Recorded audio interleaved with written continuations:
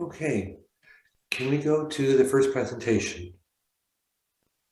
Wonderful. Okay. I hope you also see this the slide in Korean. Not Korean, excuse me, Vietnamese. You can tell that I'm already sleep deprived. If I start speaking too quickly, please somebody let me know. Okay, this is introduction to chemical, biological, radiological, nuclear, and explosives. Some people will use the abbreviation CBRNE, which I realize does not translate directly into Vietnamese. I also will say Cabernet, and everyone likes a good glass of Cabernet at the end of a long day. This is the commodity identification training associated Cabernet. Rather than CIT, I will try to make an attempt to always spell it out when I'm talking. Next slide, please. These are the learning objectives.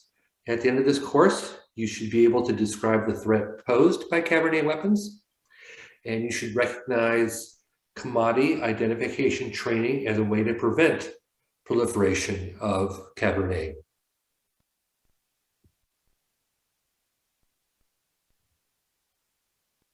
Okay, fine. Tell me when you are ready.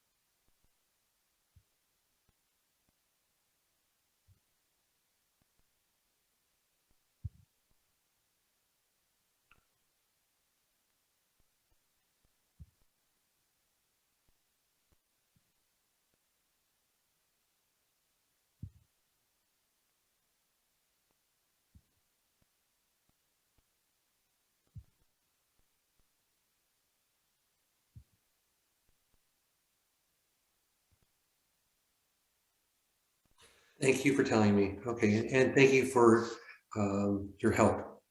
Okay, next slide, please. Okay, preventing proliferation of WMD and WMD terrorism requires a multi-pronged approach. Domestically, a whole of government approach that includes laws and regulations, recognition of Cabernet appropriate material, and knowledgeable personnel provide the backbone for proliferation prevention. Internationally, collaboration with other countries and international agencies on strategic trade controls also aids in preventing proliferation of Cabernet weapons materials. We will use the following definitions during this course. Chemical weapons. Those are toxic chemicals that incapacitate, injure, or kill by affecting the skin, eyes, lungs, blood, nerves, or other organs. An example would be sarin gas. Biological weapons. These are living organisms that cause fatal or incapacitating diseases, or toxins, which are poisonous chemicals produced by bacteria, plants, or animals. An example or examples would be plague and ricin toxin. Radiological weapons. These are devices used to spread contamination or expose people to high levels of radiation. An example would be a dirty bomb, which is basically radiological material with an explosive. Nuclear weapons. Those are devices which have a sustained fission reaction. They require highly enriched uranium or plutonium. An example would be a nuclear bomb, also known as an atom bomb. And then lastly, explosive weapons. These are devices that use explosives to project a blast or fragmentation from a point of detonation. An example would be an improvised explosive device. Next slide, please. What is a non-state actor? A non-state actor is an individual or group that's working towards a specific social, political, or religious goal. They can be funded through their own activities, which could be legal or illegal, or they could be funded by a government agency. However, they are not part of the formal military of any country, and in fact, they often act against militaries or other government-recognized security forces. Next slide, please. What are CBRNE weapons?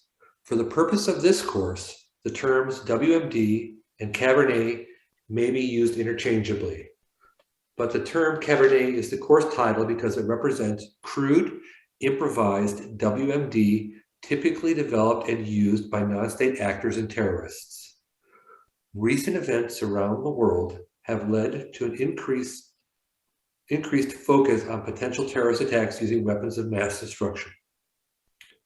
A weapon of mass destruction is any weapon or device that has the capacity to cause death or serious bodily injury to a significant number of people through the release, spread, or impact of toxic or poisonous chemicals, a disease organism or a toxin, radiation or radioactivity at a level that's dangerous to human life, or pressure wave from an explosion. Such attacks could involve chemical, biological, radiological, or nuclear agents, in addition to explosive devices that have been characteristic of previous terrorist attacks. In English, such agents are normally referred to as CBRNE, Cabernet, an acronym derived from the first letter of each of the agents. Next slide, please. So the C in Cabernet represents chemical weapons.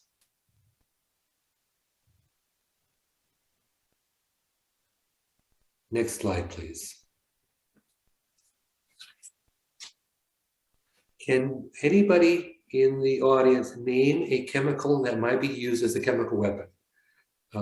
Please use the microphone that's available to you.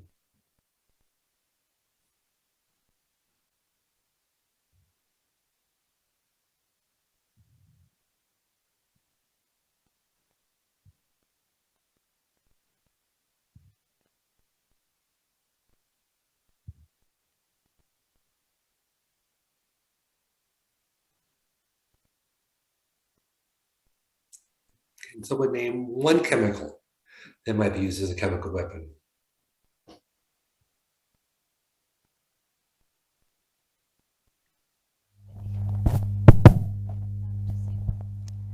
HCN acid cyanhydric.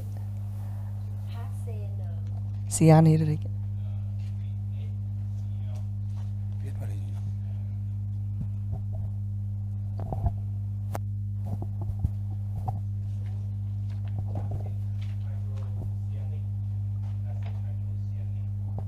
Okay, hydrogen cyanide. Very good. That's a very good example. Any others?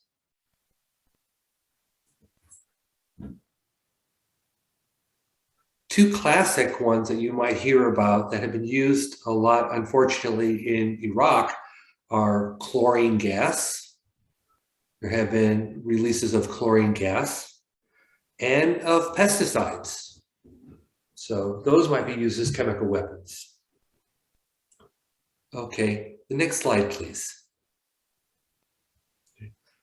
The B in Cabernet represents biological weapons.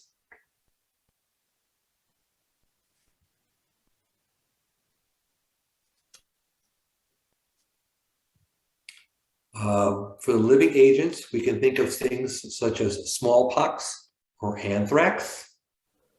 For toxin, which is a harmful chemical produced by a living organism. One example that comes to my mind immediately is snake venom.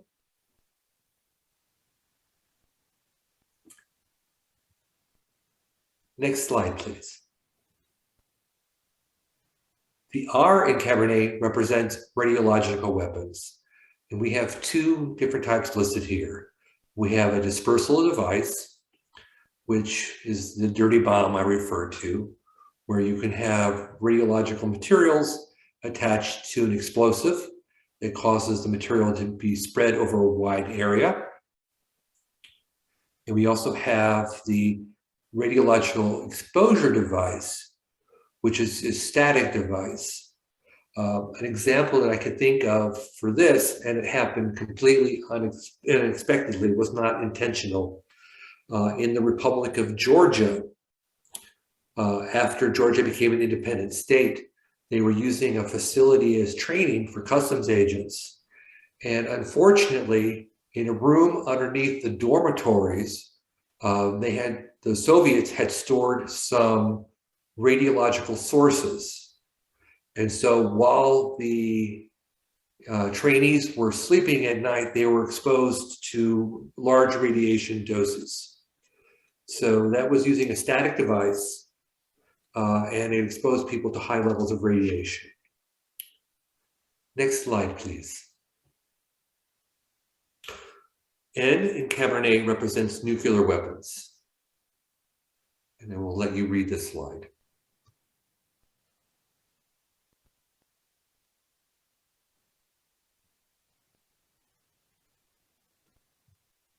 Next slide, please.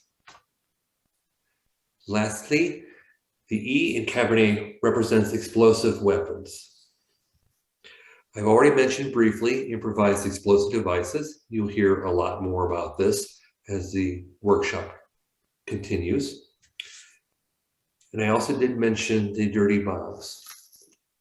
Now, the dirty bomb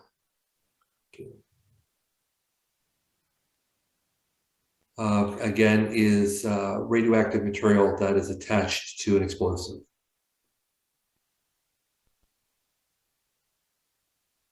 Next slide, please.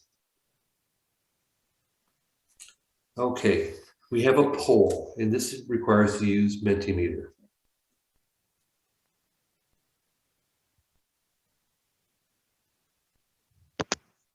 So again, feel free to use the QR code that you see on the screen. It should take you directly to the questionnaire, or you can go to www.menti.com and enter the code that you see. I'll leave this up for a few seconds and then I'll go back to the main screen. And please, once you're there, please go ahead and click the thumbs up button so that we know if you have been able to successfully log in. Okay. Molly, do you see how many people have logged in? It looks like we have a couple on, so that's Okay. good. Very good. Okay. I'll wait another couple seconds.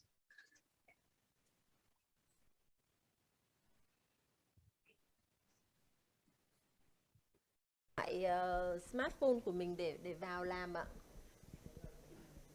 Thì một là anh chị có thể vào quét vào cái mã QR code hoặc là đánh cái mã mà các bạn vừa chia sẻ trên màn hình nhé. Chị chẳng nói được cái gì cả. Okay. The question that I have for you is, which of the CBRNE or CBRNE threats are you most concerned about in your country? We have chemical, biological. Hi Molly, can you go back to the to slide with the QR code, please? Yeah, thank you. Okay, I will wait. Các chị đã vào hết được chưa ạ? Vâng. Few more minutes. Okay.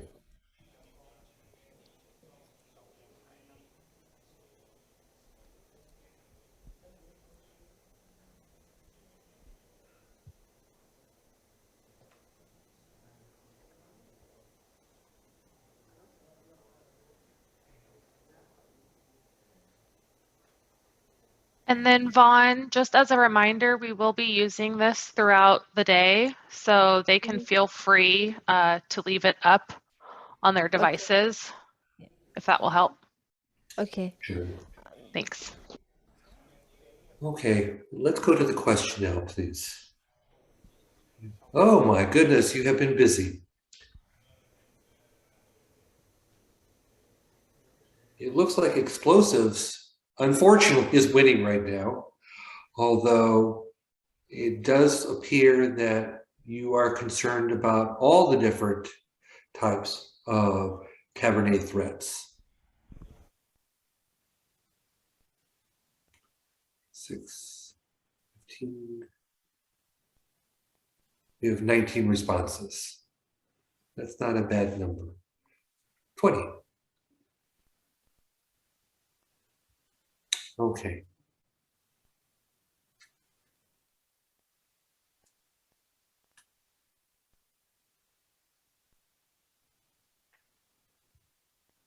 Okay, let's move to the next slide, please. Whoa, people are still voting.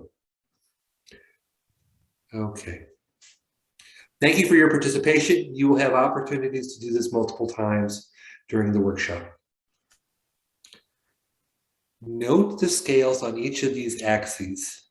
A nuclear weapon will have the highest immediate impact, but it is also the least likely type of weapon. Improvised explosive devices, on the other hand, are a common Cabernet weapon of choice, but they have a lower impact in comparison. I also wanted to add that you'll see toxic industrial chemicals here. One example of those being used is that I can think of is during the Yugoslav Civil War.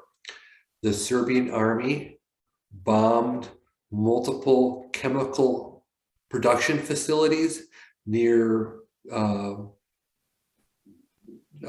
cities, Croatian cities, with the hope that they would release toxic gases that would then eventually float into the city. I'm happy to say that they were unsuccessful at all of their attempts. Next slide, please. This talks about the capability of the different actors to produce a weapon. Toxic industrial chemicals, those are industrial chemicals that can cause harm if released. Some define these as chemicals with less than a certain lethal concentration level, which are produced above a certain quantity per year. So for example, I mentioned chlorine gas. They're not as highly toxic as nerve agents, but they're available in large quantities. The RED is, again, radiological exposure device. It is a passive or hidden device containing radioactive materials placed in an area accessible by many people. The RDD, again, is radiological dispersal device. That's an explosive device that spreads radioactive material over a wide area, contaminating land, buildings, and people. Sarin and VX, which are on the far right on the top line, are extremely potent nerve agents developed originally for military use. This slide represents the capability and resources required to develop the different types of WMD Cabernet weapons.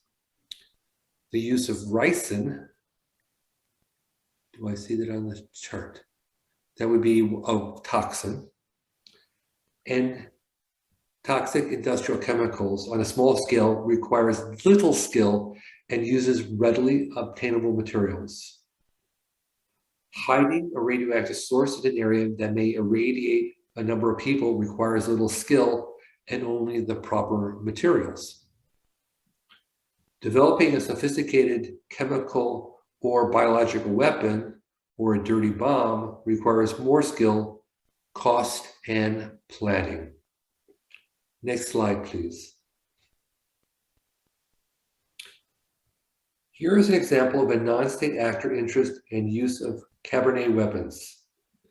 Daesh, their widespread use of Cabernet threats is a reminder that proper control and interdiction of these chemicals is critical to the safety and security of the Middle East and elsewhere.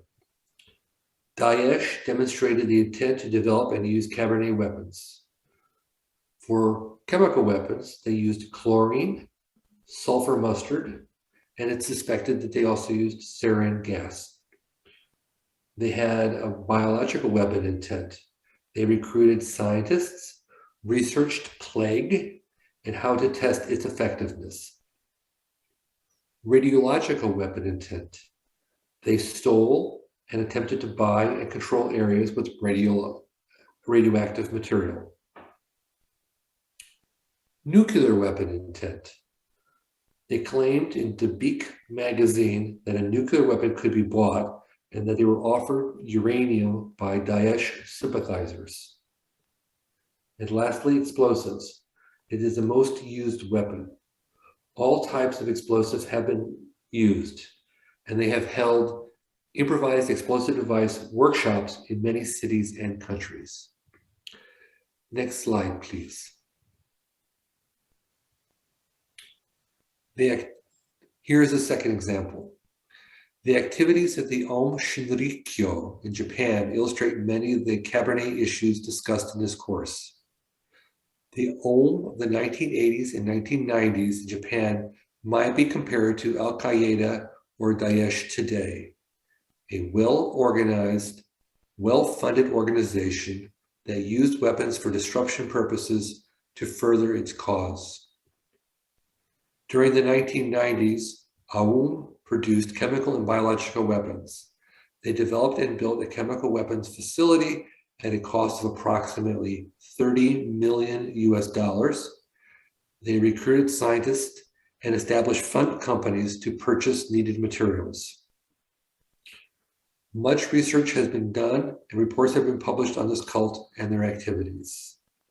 Next slide, please. Here is a video about the 1995 deliberate sarin release in Tokyo, Japan. A frightening development this morning. A chemical weapon, nerve gas, was released inside a crowded subway system in Tokyo today, and police say it was a deliberate attack by terrorists.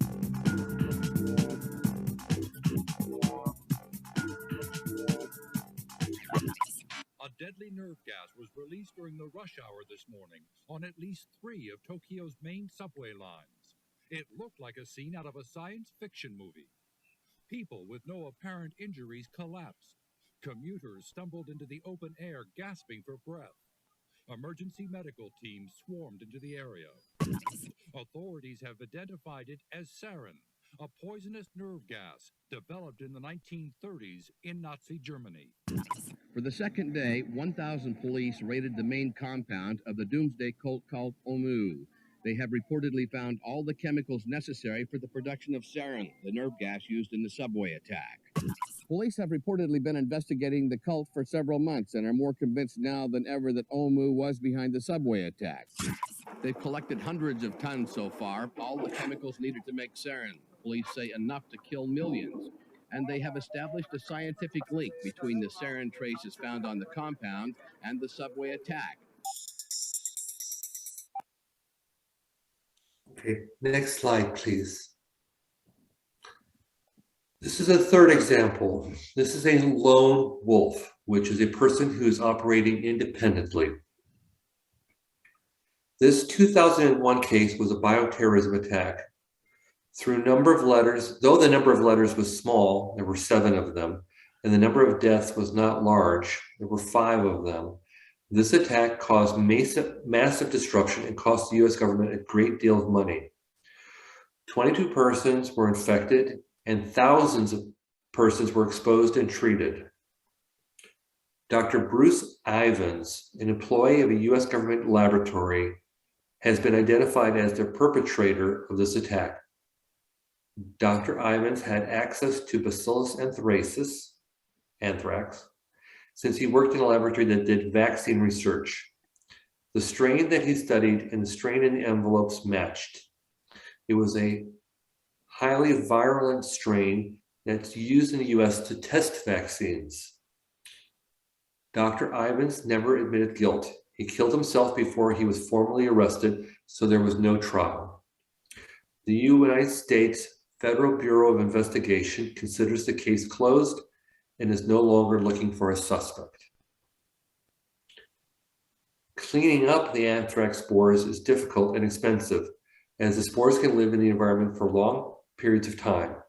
When given the right growing conditions, such as being inhaled or eaten by a person, the spores can germinate and grow. Next slide, please. This slide provides some examples of evidence relating to terrorist intent. In February 2008, the head of the United Nations International Atomic Energy Agency, Mohammed El-Baradei, warned that the most imminent threat to global security is nuclear materials being obtained by terrorists or extremists. He stated that the International Atomic Energy Agency handles approximately 150 cases of illicit trafficking of nuclear materials every year. Significant number. This is a quote. "To me, this is the biggest danger we are facing today, because any country, even if they have nuclear weapons, would continue to have a rational approach. They know if they use a nuclear weapon, they will be pulverized. For an extremist group, there is no concept of deterrence. If they have it, they will use it." Next slide, please. There are so many different types of terrorist actors, including state-sponsored, transnational, lone wolf, homegrown, and others. There has been a lot written on terrorists, types of terrorists, and their motivations. But every terrorist needs commodities, materials, and equipment to carry out attacks. Trends in terrorism tactics suggest that terrorists are now interested in mass casualty attacks. There is a renewed attention to the possibility of terrorism involving conventional weapon explosives, along with chemical, biological, radiological, and nuclear weapons. Next slide, please. Cabernet incidents may be deliberate acts to cause harm and disruption with the potential to produce catastrophic loss of life or property, or strike terror in the affected population. Accidents involving Cabernet materials may create similar harm and disruption and may seem very similar in appearance and effect. So we have two examples here. We have a train accident in South Carolina, which was an accident, but released dangerous chemicals. And then we have a train terror accident, a bomb that took place in Madrid, Spain. And as you can see, the situation looks similar in both of these. So a question can be asked, is it a terrorist attack or non-terrorist attack? Next slide, please. We go to Mentimeter again. Have you had an industrial accident in your country?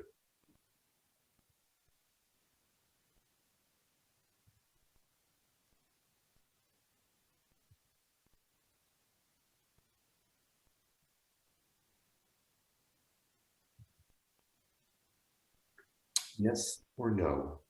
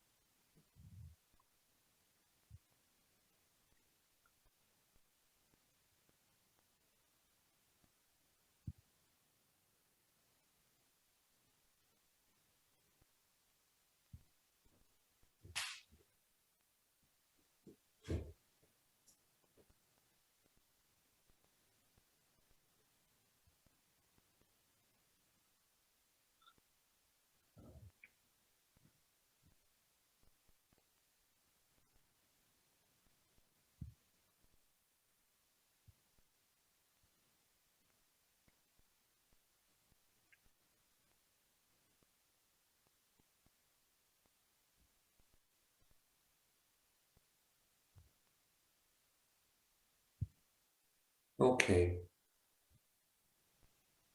I think we're going to move, okay. 17. Do we have any more respondents?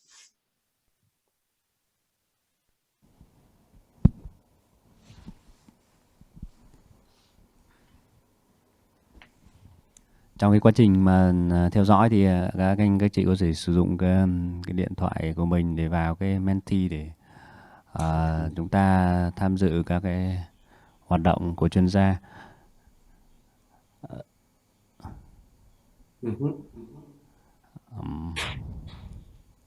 Ở đây thì mặc dù là cái câu hỏi thì cũng có nhiều cái câu trả lời khác nhau, tuy nhiên thì tôi phải khẳng định rằng ở Việt Nam thì cũng chưa từng mà xảy ra bất cứ cái tai nạn công nghiệp nào mà tương tự như các cái vụ việc mà chuyên gia vừa trình bày.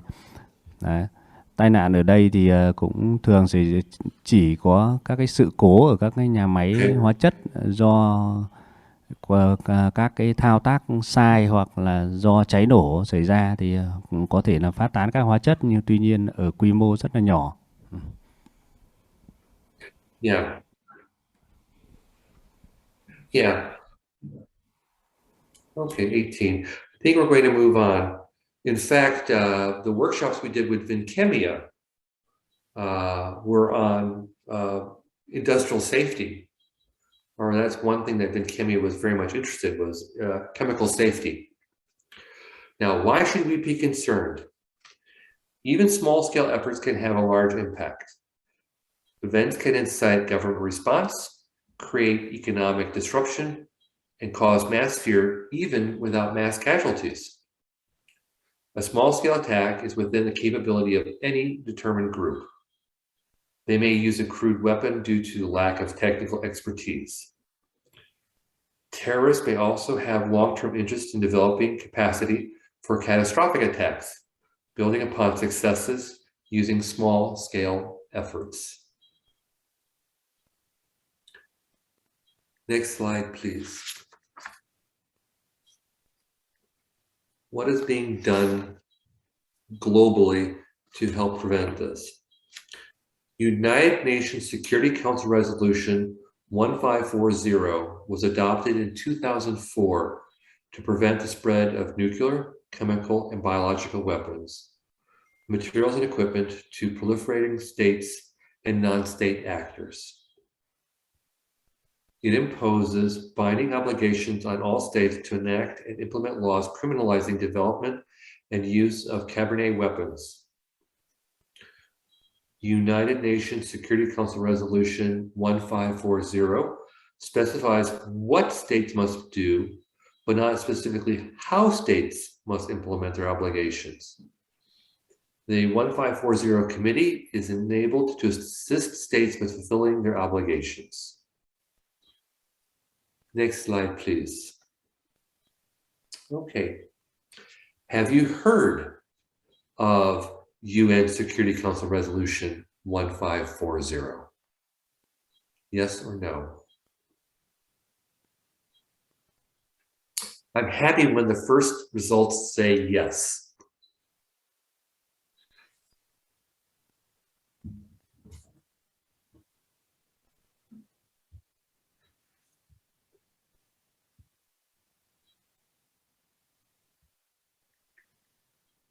I will tell you that using Mentimeter is a little bit like making popcorn, where in the pot at the beginning, you have a lot of responses very quickly, and then the responses start slowing down, and you wonder when you need to move on. Your popcorn is done. Okay, we have 17 responses here. Can we get just a couple more? 18 responses.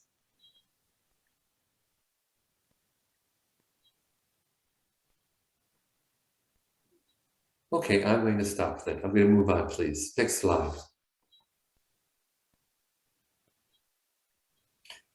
Commodities are goods or items for sale or use as opposed to services. Commodities covered in this course include materials and equipment that can be used for the development, production, or use of chemical, biological, radiological, nuclear, and explosive weapons and their means of delivery. Commodities that can be used for legitimate commercial purposes and for weapons purposes are referred to as dual use. You have two dual use commodities shown in this picture. A Another example that immediately comes to mind for me when I think of dual use are corrosion resistant valves, which can be used in a chemical facility. And they can be producing something useful like detergent or soap, or they could be producing a weapon. Next slide, please. Most of the commodities discussed in this course have legitimate commercial and peaceful uses. They are often purchased and sold legally for legitimate non-weapons purposes. Development and production of Cabernet weapons and delivery systems depend on various manufacturing equipment, electronics, materials, and chemicals. Most are also traded regularly for legitimate commercial applications, and that complicates controlling them. So, for example, you'll see on the slide bacteriological culture, and you might wonder, where would that have a legitimate commercial use? And the immediate examples that come to my mind are production of vaccines, used extensively in hospitals, or for production facilities that produce fermented foods. So, for example, fermented cabbage or wine, Cabernet. Next slide, please. Many of the commodities discussed in this course are not the weapon itself. They are materials and equipment that can be used to make a Cabernet weapon. So precursor chemicals, the chemicals here are chemicals that are, they're the ingredients for making the weapon. Next slide, please. These are two more examples. Protective glove box. Protective glove box might be used in a laboratory that's making vaccines or testing the safety of chemicals. Geiger counter is used in just measuring the radioactive level in an area. So they themselves are not the weapon, but they can be used in production of a weapon. Next slide, please. Richard, I believe we're going to move on to the totality of circumstances now. Oh, I have several more slides, but okay. So let's move on. I believe that John Nelson is going to be giving this. Yes. Hey, Richard.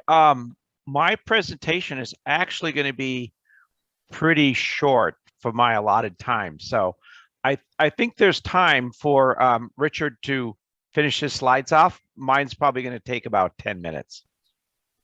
Okay. Sounds good.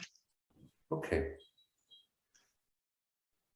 Okay. Totality of circumstances in Cabernet commodity identification training. Totality of circumstances is a key part in the interdiction of Cabernet commodities. The term is going to be often used in this course. We have 4 exercises for this. And I think you will enjoy these exercises. It takes a little bit of creativity and suspicion, and I think you're going to enjoy them. Next slide, please.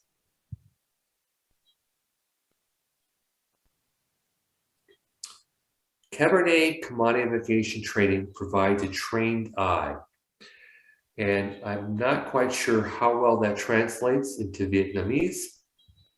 I know it doesn't translate well in some other languages, but a good way of viewing this would be saying, looking at something and knowing what you're looking at. Not just, for example, if I'm outside and I'm looking at a bird, my trained eye tells me that that is a dove, or that is a robin, or that is a cardinal. So my eye has been trained.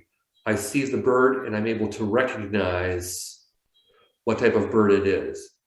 This is going to be able to allow you to look at a scene and recognize whether or not the activities being done in this scene are legitimate and have peaceful purposes, or if there is something suspicious about the scene that needs further investigation. So that's what we mean by trained eye. Next slide, please. This is my last slide. Again, WMD proliferation by terrorists is a global threat. And improvised WMD Cabernet weapons are a current terrorist concern worldwide. The course, Commodity Innovation Training, provides a way to enhance the prevention and interdiction of terrorist use of Cabernet weapons. Again, it provides what we call a trained eye by focusing on the appearance and recognizable attributes of Cabernet commodities. And with that, I am done, and I cede the remaining time to John Nelson for his exercise. Thank you very, very much.